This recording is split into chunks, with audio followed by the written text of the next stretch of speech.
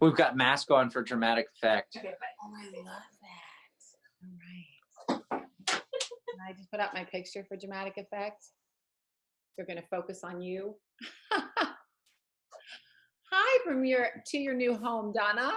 Hello. Hi. Yeah, I love the new home. So being quarantined here, not bad. Not bad. Not bad. Yeah. And I am covered in 4 dachshunds right now, so life is good. YouTube and Zoom. Here's one. Oh, baby. It's Teddy. And then we got Pretzel. And then we got Percy over here. You can kind of see his fluffy butt. But They must love having you home, but we miss having them in the office. and I'm my barber. So Mhm. I'm covered. I'm covered in dachshund. I think that's it. Okay, so we'll have to play with the YouTube. Okay, hold on. We're about to go live on Facebook. Lovely. Fabulous. All right, we are. So I've noticed that if you wait there, then it's live on Facebook. All right, so find Aubrey. There's Aubrey, promote her to panelist.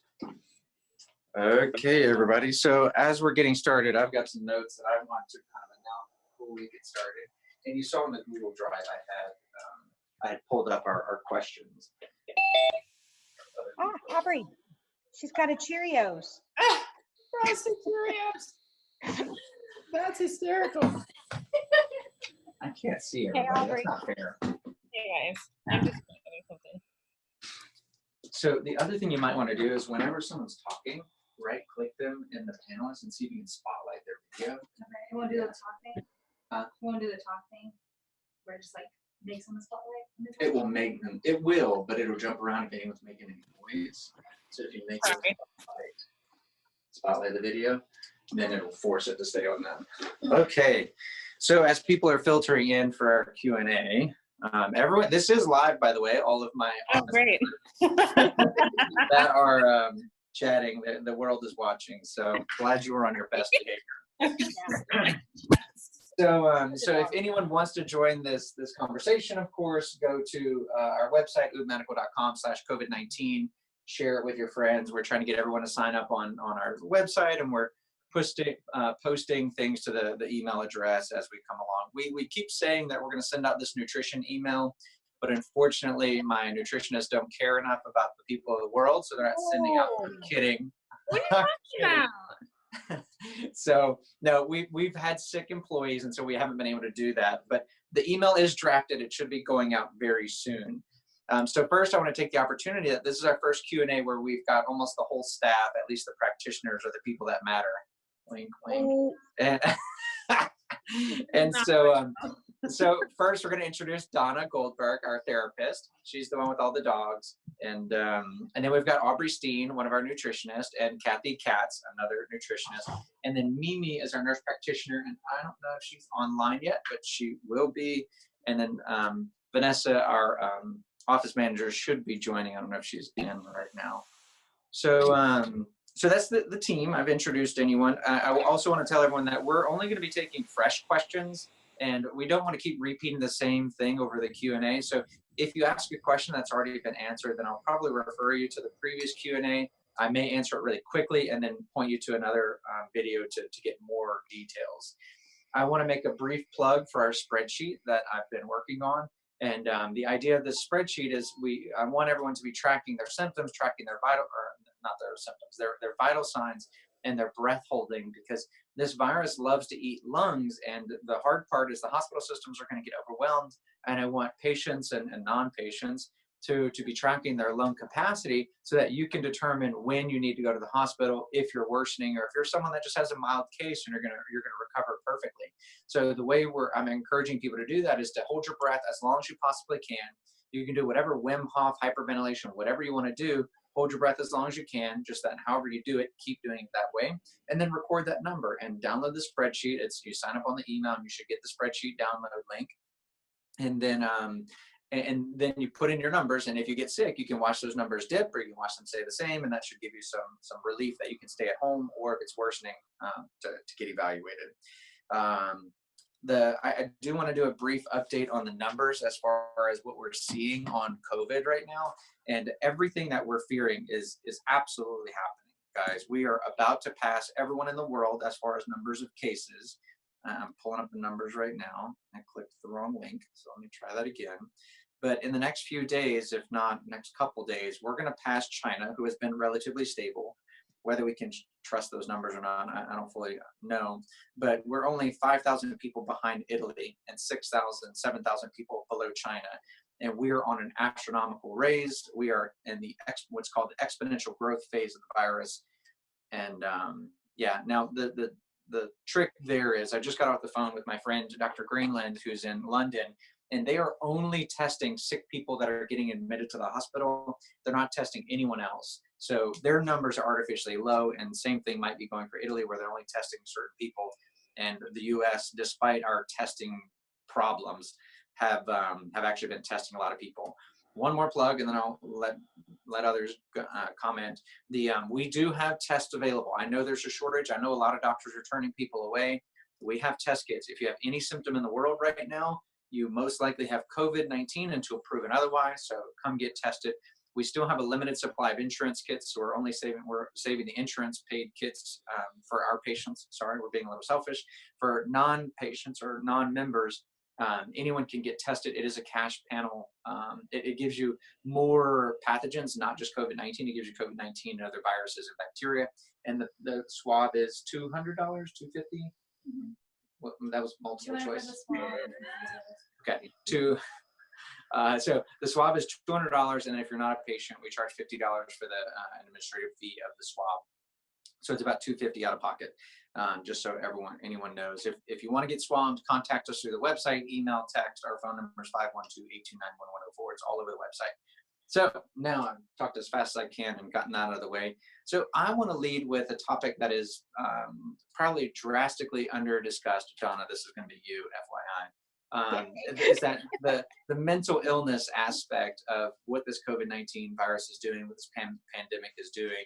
And I think the scary part is there are so many unforeseen, unknown fallout problems that are going to come from this COVID-19 deal. And I'm worried that we're not really able to support multiple things, not only ventilators, but our mentally ill patients, our anxious patients. We have a bunch of healthy patients, and even their mental illness is worsening, requiring more antidepressants, anti-anxiety medicines, whatever they are, more supplements to support them, more meditation and whatnot. And so it's going to put a tremendous pressure on our mental health system, which is already, as most of you know, not good enough already. So I wanted to highlight Donna and let Donna, our therapist, give some practical advice of what people can do or what should we be thinking or whatnot. I don't know what all she's got to say, but Donna, you've got the microphone, so you go ahead. Okay. First, you want to think about the fact that everybody is in the same boat. Everybody is looking at the same thing. So no one is alone. So that's a big deal with something like this. That's good and bad. It's good in that we can talk to each other and everybody can understand what everybody else is feeling because we're all feeling the same thing. It's bad in that we worry about everybody that we love. Patients that I have talked to this week, last few weeks, have been most worried about what can they do? What can they do to help take care of themselves, take care of their families, take care of the people that they love? And the first thing to realize is that there's not a lot we have individually control of. The things we have control of, we can control where we go.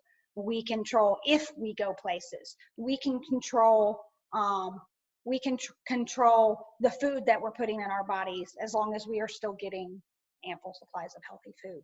We can control the supplements we're taking, so we can do that.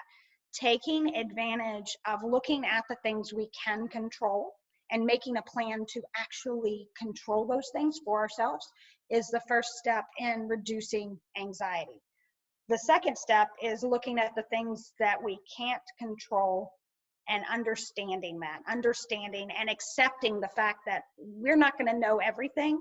We're going to know what's presented to us, and we're going to have to accept that this is an ever-changing situation. And knowing that we can't get that information instantly we have to be able to accept that. So what do the symptoms of anxiety look like that come up from something like that? People have been telling me that they're waking up in the middle of the night with panic, and they're feeling the fear of the unknown just kind of overtake them. What's something you can do about that? You can practice deep breathing. You can breathe in to the count of 8 and breathe out to the count of 8, which will bring down your cortisol, your adrenaline, all of those anxiety hormones that are just coursing through your body. You can bring those down just by elongating your breath and your exhale specifically. You can make a list of the people you care about and contact them once a day, every couple of days, to make sure they're doing okay and commiserate. Talking to other people in the same situation helps to bring down anxiety because of the universality of it all. We're all in the same boat. You can pick a task that you haven't had time to do and try to accomplish it. Accomplishing tasks actually makes you feel better. Pick something that you wanted to work on that you never had time to because you were constantly busy, and try to do that. You can, most therapists are going to telehealth right now because nobody can do face-to-face.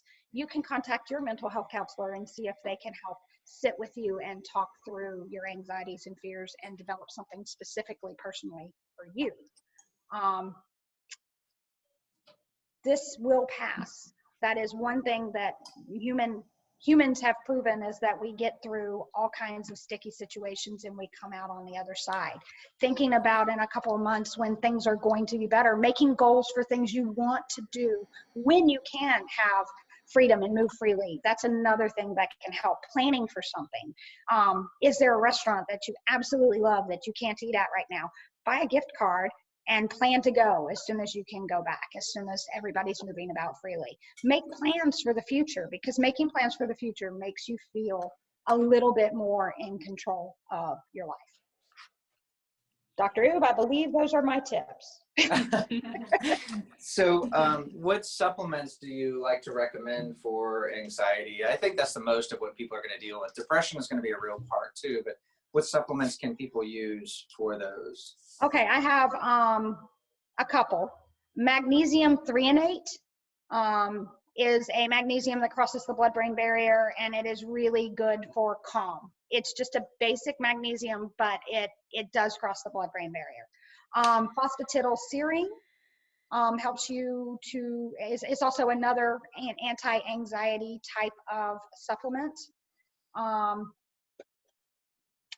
I don't use a lot of supplements. let me bail you out here, Donna. Yeah. So thank you. Magnesium threonate is certainly one that has been studied and proven to cross the blood-brain barrier, and that all sounds nice and all. I'm a big believer that magnesium already crosses the blood-brain barrier because it is an essential element, and the brain can choose what crosses the blood-brain barrier. So magnesium threonate has gotten popular for that, but any magnesium you have on hand, because almost everything's going to be on shortage right now. We seem to be doing okay with our supplement stock, but I imagine things are going to start going on shortage at some point. So magnesium threonate is wonderful. Magnesium glycinate is another readily absorbable one. Magnesium citrate and carbonate, those are more weaker ones that don't get absorbed as well. They help more with constipation, but once again, anything you have at home will help. And then magnesium oxide is useless, so just throw that crap away. That one, I call that one super colon blue. That's what I call it. That's accurate. Yeah. So phosphatidylserine is one of my favorite ones for anxiety. It works really well. It's a really long name and makes me sound really smart for saying it, Donna, too. And so that one is usually given at 100 milligrams to 200 milligrams, up to 3 times a day. That one I look at as more of a preventative for anxiety. Maybe preventative is the wrong word, but it kind of lowers general anxiety levels all day long. If you're trying to take that in the middle of a panic attack, it's kind of too late. Useless. Another one, what's that, Donna? Yeah, it's pretty useless in the middle of a panic attack. Deep breathing is far more useful. Yeah. GABA is another one of our favorites. The pure encapsulation makes a 700 milligram one. And once again, you can do that one 3 times a day as well. That one is a little faster acting. That one is considered like the natural Xanax, the natural Valium. And so that one can help more spur of the moment anxiety. You can take it regularly to keep things at bay. L-theanine is another common one. That one's going to be more like phosphatidylserine. That's kind of a preventative. That's another one that's 100 milligrams to 200 milligrams 3 times a day. in order to restore that. You can use these for sleep. If you're waking up in the middle of the night, you can use these to kind of calm the brain, calm the body, so you can drift back to sleep. You can use them before you sleep. There's all kinds of supplements that you could try. Usually what I tell people in the anxiety world is try these. If they work, great. If they don't, oh well, they don't really work for everyone. But usually, not uncommonly, people have a magic bullet that's like, GABA is mine, the other two are useless, or phosphatidylserine is mine. So just kind of play with them. As far as the magnesium dosage, there is no limit to how much magnesium you can take. The general rule of thumb is you'll just poop your pants. So take as much magnesium as you want to help calm the body, but beware, you will have a blowout. And Dr. This is Kathy. Hi, Kathy. Hi, I'd like to add one thing, and maybe you can comment on it, and that's melatonin, especially for people who are waking up in the middle of the night or just needing a little extra support to sleep through the night. We're finding melatonin not only helps with that in the short term, but also with this virus and the immune system. So I was hoping you could comment on that a little bit as well. Me comment. You and Mimi know way more about this melatonin. How dare you put me on the spot? So I wrote down on the screen real quick. The melatonin dose that you'll most commonly see is around 3 or 4 milligrams to take at bedtime for sleep. But there's no known real overdose of melatonin. I've heard of people taking 60 milligrams a day for anti-inflammatory benefits. But this fact that you guys brought up with the melatonin is really cool, and I think y'all are onto something. So Mimi or Kathy, y'all want to take that away? Because I could talk about it, but I haven't done the research. I spent 2 seconds on it. Go ahead, Mimi, jump in on that. Well, I discussed that. Oh, wait. Okay. Am I still mute? Can you hear me? No, we can hear you. Oh, okay. I talked about this, I guess, in the last Q&A, but I guess I didn't expand that much. Just to sort of go not so much into it, but inflammasomes are, when it's activated, when it counters like pathogens like this COVID-19, it triggers like the NLRP pathways, and that can trigger the whole immune cascade and cytokine storm.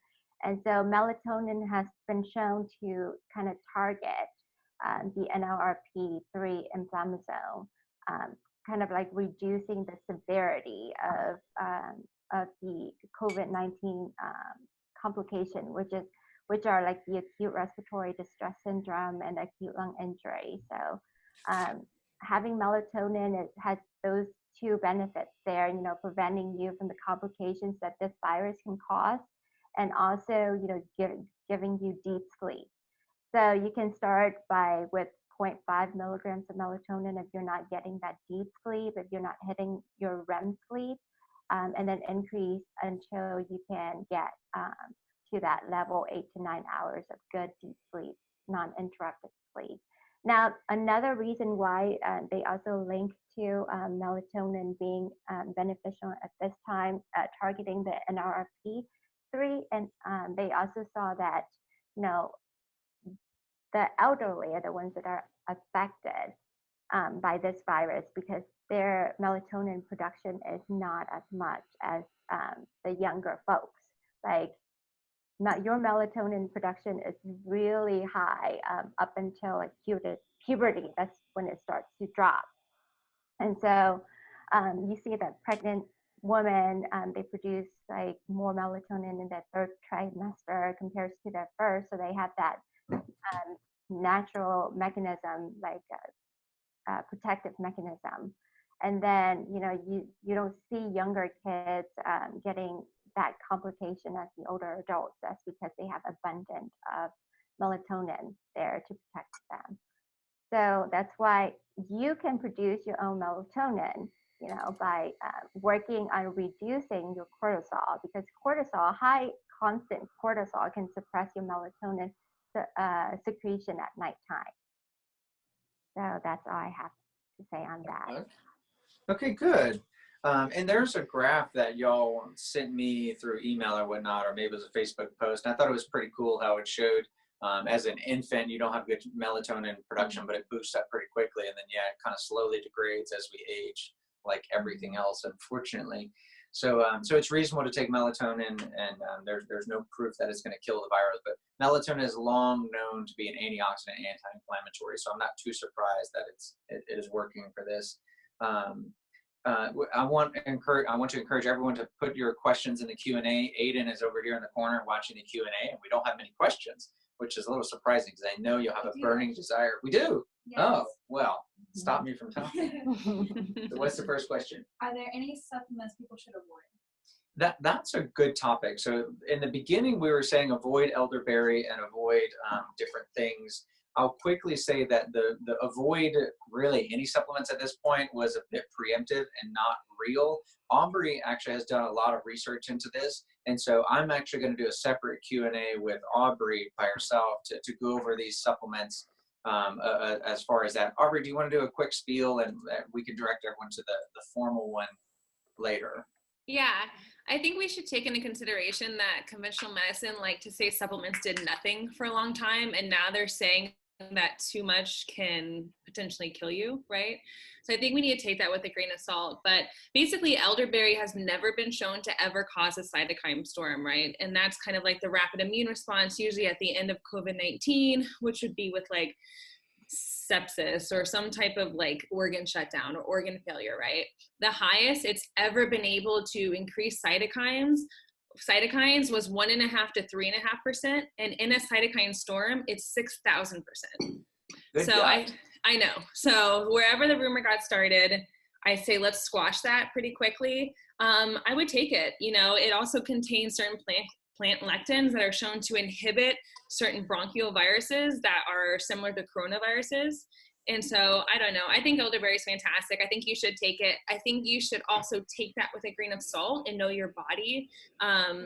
If you start to get a high fever or start to have kind of like a progressive immune response, feel free to discontinue it if it makes you uncomfortable.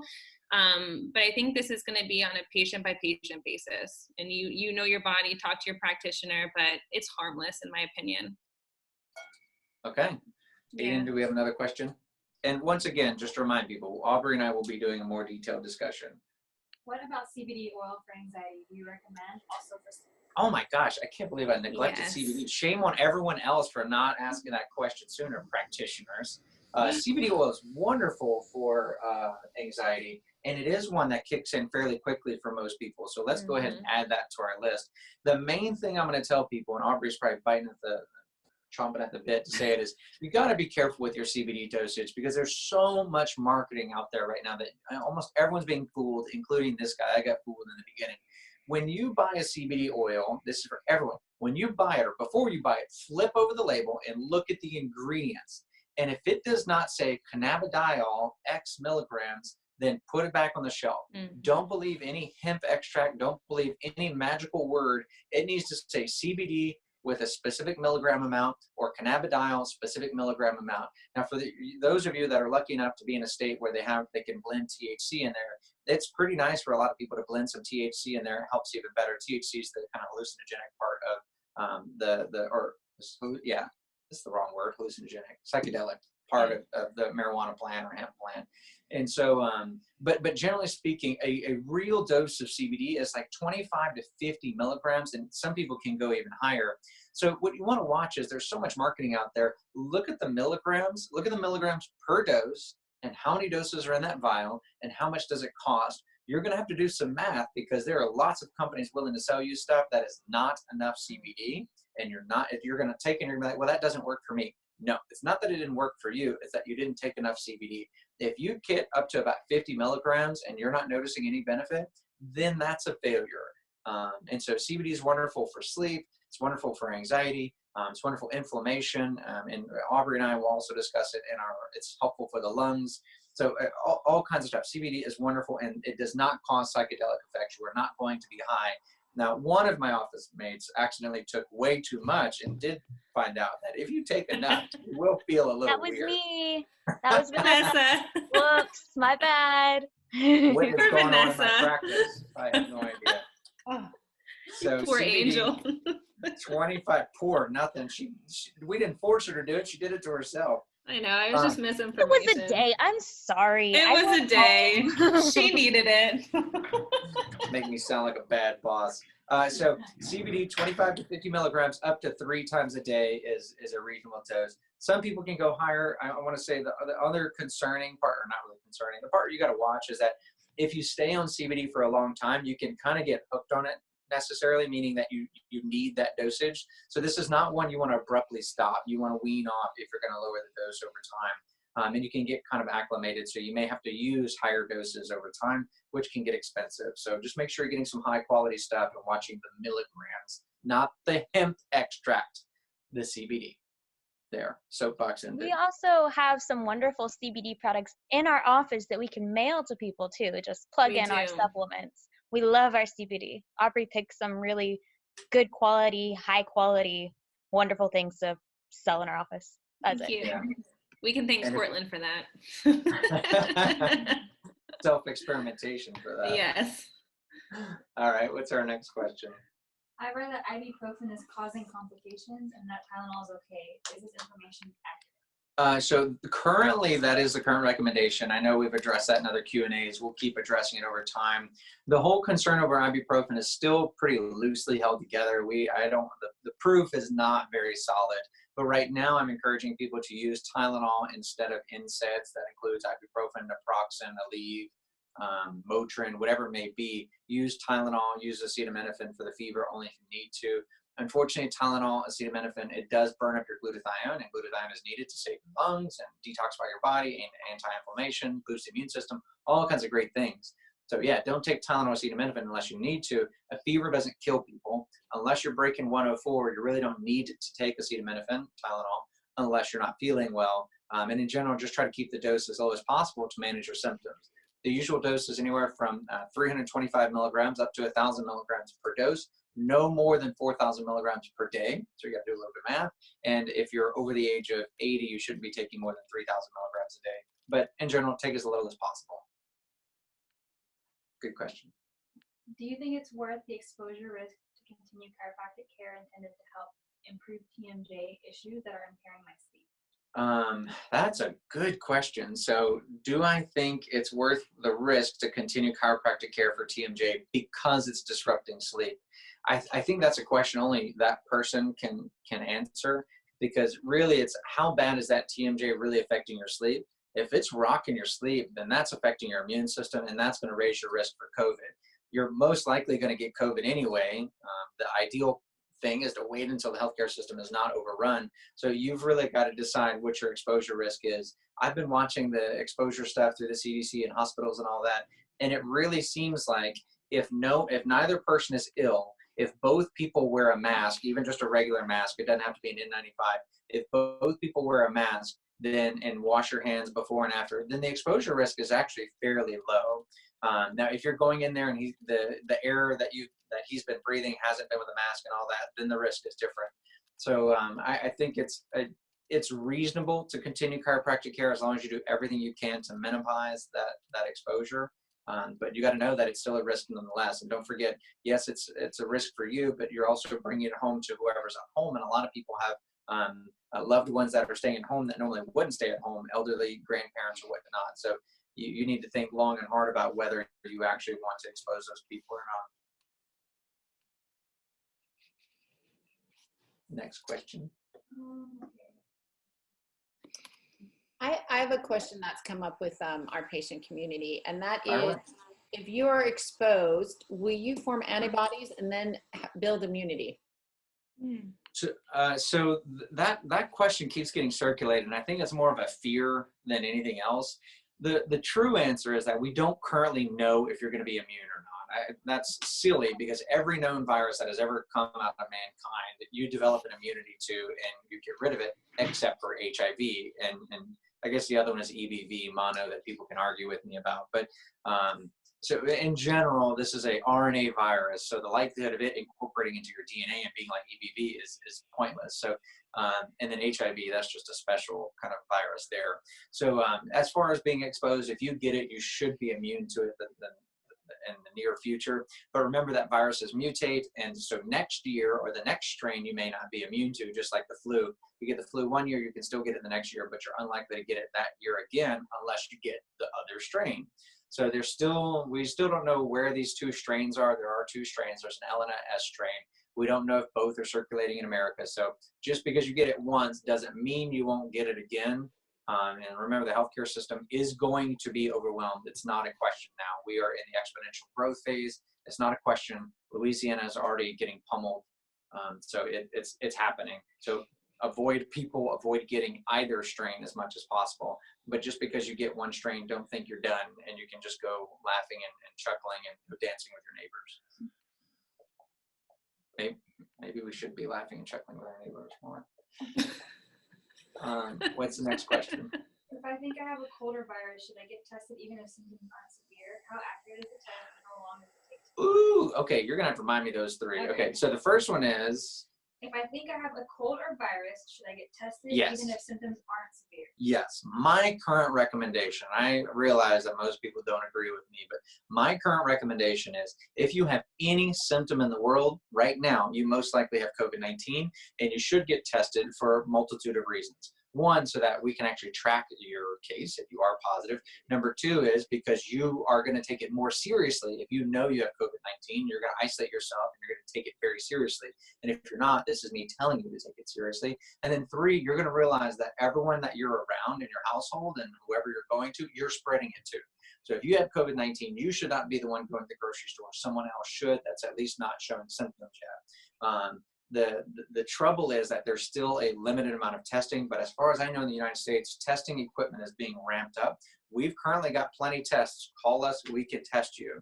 And you can go to our testing website to learn more. But yeah, so that was the first question. Should you get tested? And yes, but beware, most big hospital systems and the State Department are going to tell you no, because you don't meet criteria if you're too healthy. But you can look around, Google, look for doctor's offices, call doctor's offices, see who's testing. It's going to be your primary care doctor or a local physician that's doing testing that's willing to test you. If you're in Austin, we're happy to test you. If you're not in Austin, you're welcome to try, but probably not a good idea. How accurate is the test? How accurate is the test? I still don't know, and that is frustrating the heck out of me. What I'm telling people is I'm saying 30% false negative reactions, but that's totally made up. I actually don't know the number, just so everyone knows. The reason I came up with that number has a little data behind it, and the truth is that the actual flu swab, the rapid flu swab that we've probably all had done by this point at some point in our life, is only, it has 40% false negatives. That's a flip of a coin, guys. That means if you have the flu and you get tested, there's a flip of a coin chance that that test is going to tell you you're negative, even though you are positive. So if you get your COVID-19 test and it says negative, you still must, because of the worldwide pandemic, you must presume that you have COVID-19. If you're in Texas, it's March. Flu is mostly dried up. There's no real viruses running around right now, but COVID-19 is. So you need to presume you are. If the test says you're positive, you're obviously positive. But if you're negative, there's still a significant chance that you are falsely negative and you are in fact positive. No one that I'm seeing has released the testing sensitivity and specificity yet. If anyone here is watching and has that data, please send it to me so I know. That's my take on that. And then there's a third part to that question. How long does it take to get results back? That is a problem. So it depends on which lab it goes to, and that's changing every day. We sent some off to Quest last week. It's now 8 days and I still don't have her results. And then another one we sent off on Wednesday, came back by Friday, or came back with a weekend or something. I don't know. So it's all over the map. You need to expect that it will take you 5 to 7 days to get results right now. Even though we have testing medium, sounds like when we said labs are being overwhelmed and they can only run so many at a time. The lab itself doesn't take that long to run. It's the sheer volume of the backlog that they have that they can't get to. So my hope is that everyone in the country is scrambling to get more testing faster because they want to make money. It's a private industry now. And so I have no doubt that the testing results will get faster and faster. We just weren't prepared for this. So right now it's at about 5 to 7 days, I would guess, but it's going to be within 2 days pretty soon. And they're also developing a rapid test that I'm trying to buy ample of that will come back in less than 24 hours. That would be cool, but not yet. Is there any information about how individuals with autoimmune disorders fare with COVID-19? I'm not hearing people with autoimmune conditions as being the most likely to die or the ones to be at risk. So that's been a relief. Now, if you have an autoimmune condition and you're on steroids, that's a different take. Those people are considered a little higher risk, but even still, not the major risk. It really seems anyone with breathing issues, diabetes, high blood pressure, heart issues, Those are the ones at high risk. I'm not hearing a lot of autoimmune. Now, if you have an autoimmune condition like pulmonary fibrosis, well, that's a different story because that's affecting your lungs. But most people with autoimmunity, I'm not hearing a lot of stories about that. And if you don't know, autoimmunity is extremely common. So if it were picking off people with autoimmunity, we should know by now. Now, there's a lot of fancy autoimmune drugs out there that inhibit your immune system. These seem to be very pinpoint and very specific to your autoimmune inflammatory condition. So it shouldn't affect your likelihood of getting sick with COVID. You just need to know that you're at higher risk than someone who doesn't have an autoimmune condition or any other problems, but your risk is still small. It is heavily dependent on age right now, though. Above 60, higher risk. Below 60, lower risk is where we're drawing the cutoff. So can I give some people some statistics that I found? Can you hear me? Absolutely, go for it, Mimi. Okay. So they were looking at basically the numbers of like, okay, you know, who is dying and the comorbidities of these COVID-19 positive deceased patients. And it was very surprising because I thought COPD would be, you know, at the top because this COVID-19 mainly affects, you know, respiratory diseases. But COPD is actually at the seventh rank. Really? Yeah, the most common comorbidities observed in COVID-19 positive deceased patients. The top three are ischemic heart disease, hypertension, diabetes, and ischemic heart disease. So all related to inflammation, chronic inflammation, metabolic syndrome, you know, uncontrolled hypertension, or you know, the diet that we're eating, or the typical American diet of processed foods, things that can contribute to inflammation. And if you compare their death rates between China and Italy, I mean, China was the first to get hit, and there are a bunch of smokers over there. I mean, all the men over there are just, you know, constantly like burning like a pack or two a day. And, you know, their death rate is only 2.3% versus Italy at like, I think 6 or 7% death rate. And why? You know, you would think that the smokers in China, they would have more ACE2 receptors, right? Now that we know that is like the access for those COVID-19 viruses, it's more of the Italians that are dying, you know, at a bigger rate higher rate than the Chinese. And if you compare diet, you know, they're eating a lot of pasta, you know, cheese, all those inflammatory foods. And so that's why I'm looking at, you know, when it gets to America, only 12% of the American population does not have metabolic syndrome. So that's a scary number. So you said 12% does not have it. So 88% of America has metabolic syndrome. Right. And for those of you who don't know, metabolic syndrome is a combination of things. Hypertension, obesity, diabetes, hyperlipidemia. Yeah. All right. Anything else on that topic, Mimi? No. That's it. All right. What's next, Abe? When can I go back to work if I have been sick? Well, no one's really supposed to be working right now, but the going back to work rules are set by the CDC, so I don't want to make any specific recommendations. The CDC has issued, I think I posted it to our Facebook page, and I think it's on, no, I didn't put it on our website, but the CDC for healthcare workers is giving different recommendations because they're worried about our healthcare force falling too far behind because we get sick just like everyone else. And so they have narrowed windows for healthcare workers to go back to work. Even though it's not exactly the perfectly safe scenario, they're saying you can go back to work after 3 days. Vanessa, do you remember the rules offhand?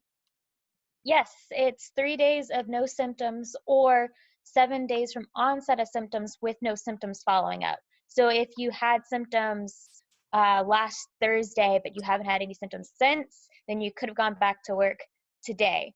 But if you had symptoms, they onset last Thursday and they only lasted until, say, Monday, then you could have gone back to work today. But yeah. And so that's for healthcare workers. You probably don't know the non-healthcare workers requirement, right? No, I do not know the non-healthcare workers. Okay, so can you, while we're talking, can you do a quick Google search for CDC recommendations and maybe post it to chat? Sure. Yeah, I can do Okay. that. Cool. What's our next question, Eden? Let's see. What are your thoughts on chloroquine and remdesivir? Yeah. Symptom intensity. So the HIV medication, as far as I know, remdesivir or whatever the heck it's called, was not proven to be beneficial, and that one is done. So don't try that one. The chloroquine, hydroxychloroquine, Plaquenil, whatever you want to call it, is still proving to be the most effective as far as I know. And then that in combination with azithromycin is showing a lot of promise. I'm going to make a plea for all you people out there who have access to these medications. Please don't hoard it. This is going to be a nationwide shortage of these medications.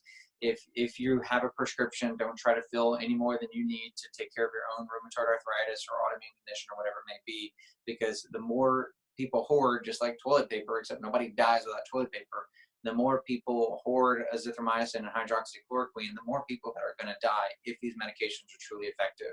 In Texas, the pharmacy board has already shut down dispensing prescriptions of it unless you've already had a diagnosis of autoimmune and already on Plaquenil or traveling to an African country or something with malaria exposures. So those two drugs are showing promise. But remember that most cases are perfectly not asymptomatic, but very mild, just like a flu, and you move on.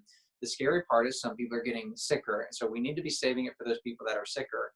What I don't know is what's the right time to start the drug.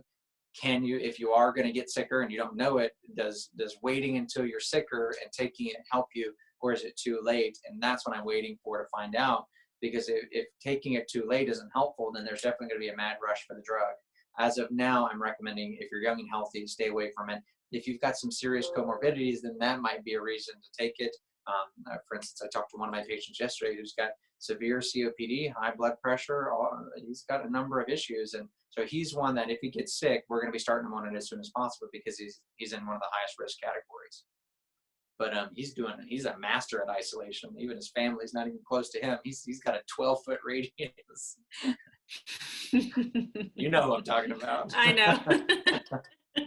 If diabetes is a bigger risk, do you see a difference between type 1 and type 2? Yeah, no, I don't know the difference between type 1 and type 2. The real data, I do not know. But in my opinion, diabetes is all about how much sugar you got in your bloodstream. That's the damage. It's not, am I diabetic or not? It's how much blood sugar do you have in your bloodstream.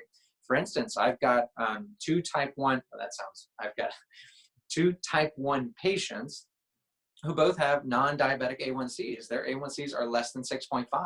One isn't even in the pre-diabetic range. Actually, I think the second one isn't pre-diabetic either. It's all about control of your blood sugar. So as far as I'm concerned, I can't promise this, but they're in a regular health category despite having type 1 diabetes, because they're managing their sugar so well. So your A1C number and your glucose matters a lot more than do you have diabetes or not.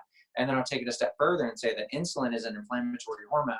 So even if your sugar isn't that high, but your insulin level is 40 or 50, which you may not even have checked, it should be below 5. If your insulin level is really high, that's insulin resistance. That's an inflammatory state of the body. That is metabolic syndrome. So if you're in a pro-inflammatory state of the body, your COVID-19 is ready to set up inflammation and kick those. It's like putting gas on burning embers. It's going to light up in flames. Did I answer the question? What was the question again? Between type 1 and type 2, yeah. Okay, good. Are you able to perform the antibody blood test that tests if you could have COVID-19? No, not yet. I'm desperately looking to source it and get it. And I will be announcing that through social media. I will be announcing it through our email. So go to our website, sign up on our email chain for COVID-19, and I will be announcing it there. And it will be a first come, first served basis. I still don't know if it's going to be insurance or cash. I imagine everything right now is going to be cash based. So if you want it, you got to pay for it, but we'll see. At the current rate of infection, at what point in time do you estimate Austin Hospital reaching capacity? Austin seems to be a little further behind, not because we're doing a better job of social distancing. I think, in fact, I'm disappointed in how well we're doing social distancing and quarantining. I posted a photo of Barton Springs a few days ago that someone else took. I did not take, but it was packed with people a few days ago. So it's not a matter of when. It's going to happen to Austin. And so I think we're behind the curve. So you're going to get to watch Louisiana go down in flames. unfortunately. And we'll probably be 2 or 3 weeks behind them by the time we start really spiking. So I would estimate another 2 weeks after that. Because remember, when you get the virus, it doesn't mean you're sick and dying. It takes another week or two for the virus to cause you to be really sick. So you're really looking at a 2-week delay after our spike has gone up. That's the scary part. So we're really looking at 4 to 6 weeks before Austin gets hit the hardest. But I am not a meteorologist or anything. I'm not predicting the future or the weather or anything. That's just shooting from the hip. Not that meteorologists have anything to do with predicting COVID. What about over-the-counter flu meds? Is it good to try? So I would say we don't really know what is going to be good, what is going to be bad. So if you got a runny nose, blow it. Don't not near anyone else, of course, and whatever. But if you don't need any drugs, do not take it. And this virus, for the most part, seems like the biggest deal is the fever and body aches and the fatigue, not really the runny nose, not really the cough. I'm a patient of mine asked for some codeine cough syrup, and I said, absolutely not. A cough is a protective mechanism to your lungs. A cough is bringing out mucus, bringing out dead tissue, bringing out whatever is stirring in there. So let your body cough. If it's telling you to cough, bring it up. Do the best you can at getting that stuff out. Now, if you're an asthmatic, that's a different story, because a cough can mean you're actually inflaming your airways and you need to get on medicines and steroids. So that's a different situation. So, I mean, if you're coughing incessantly, it's time to get evaluated. But if you just have a casual cough, just cough, let your body do it. It won't feel good, but you need to get that out. So in my opinion, avoid all kinds of over-the-counter medications. We can, if Aubrey's willing, so Aubrey came down with a sickness, not to have a disturbed reference, but she came down with something recently. And so Aubrey, what's your take? She was COVID negative tested, but we repeated the test to see if she flipped positive, because I just don't believe the results. So Aubrey, what's kind of your symptoms? What do you think? Did you need medicine? No, but because I texted you 24/7 asking if I needed it. Only 3 times a day. That's true. That is true. But what I didn't appreciate is when you texted me and I said, no, you're fine. And then you texted me anyway to ask if you were actually fine. Well, you asked if I was breathing, and I was like, well, yes, I'm breathing, but I don't think that's the answer I wanted. So what were you asking, symptom-wise, or did I take anything? Yeah, so what's been your course? So, I mean, I think the fever was the highest, and that was pretty overwhelming. And I'm going to be honest with you. I mean, I know that you know this, and I guess patients do too, but, I've been sick with different things. Right? I've had the flu. I've had weird fluke, like, illnesses that have pretty tanked me, but this was really like nothing I've ever had before. There was no mucus. There was no sinus issues at all, which was weird, but there was a fever. At the highest it got was 103. Don't know if that was actually valid or not, but I felt it. Shortness of breath for sure. It hurt to breathe. It hurt to just talk and to take a breath and to just have a conversation. It hurt to like get up from bed and go to the kitchen. It just, you felt dizzy, like you're kind of constantly going to pass out. But I think the shortness of breath and the lung pain was the primary symptom. But I rested and I ate all the foods that we talked about, and I supplemented. All of them? You ate all the foods? I probably had like 30 or 40 different produce items. Like I just inhaled it and blended everything, did everything I possibly could. I probably overdosed on NAC and glutathione. But then the high dose vitamin C infusion helps too, Yeah, so you did one today, and you did one, we did it Saturday or something at the beginning of your symptoms, so you feel like that helped?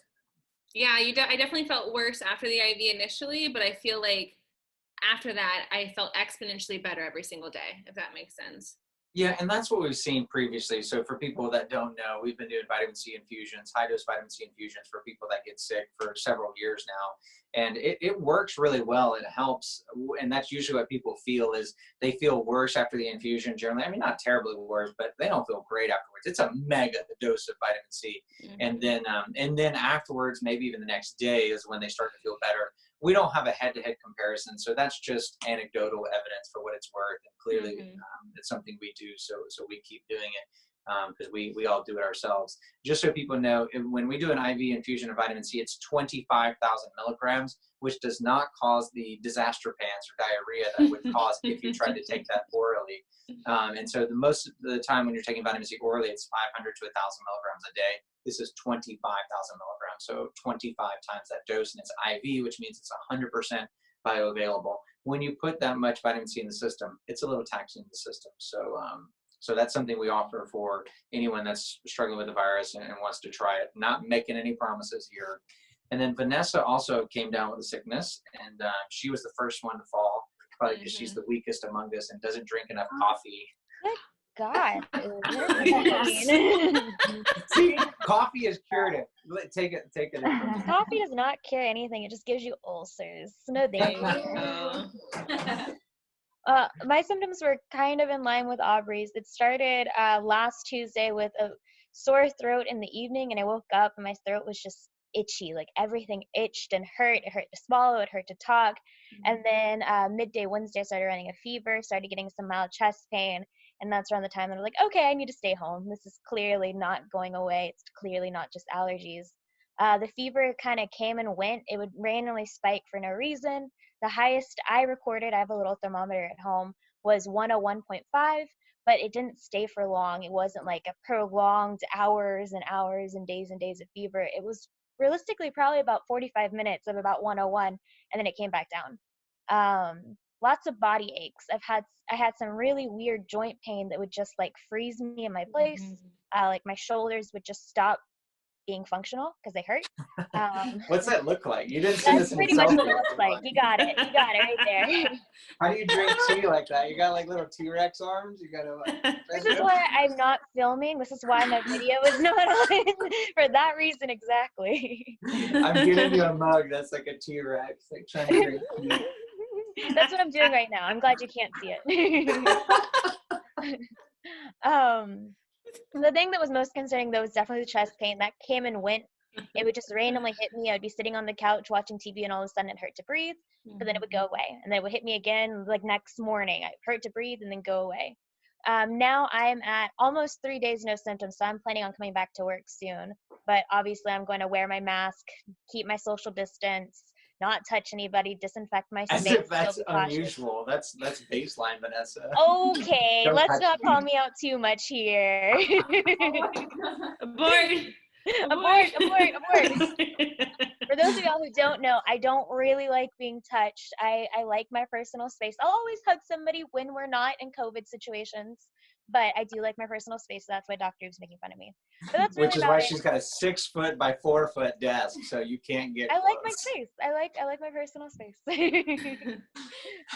So Aubrey, and I think Vanessa did it too, but as far as the breath holding experiment, were y'all able to hold your breath at a certain level, and then as you got sick it repeated, were you dipping, and then are you back up?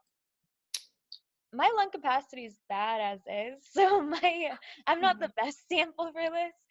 It did definitely dip when I was having like the weird chest pains and the fever, but it's not very good as is. So I don't know. What was your number so people know? Because not everyone's got great lung capacity like me. You know? The best I got to, don't even Oubre. The best I got to was probably about like 47 seconds. But which is normal. Your boyfriend is an enigma to life. That's Andrew not fair hit compared. A minute and 35 seconds for anybody who's met my boyfriend. A minute 35. He holds the Oubre medical record right now. But the worst it got to was like 10 seconds. That was a little frightening. But that really? It didn't last long, but it hurt. So holding my breath was painful. Wow. So I couldn't push that long. Wow. It went away. I am fine. I didn't end up in the hospital. I don't want to freak anybody out.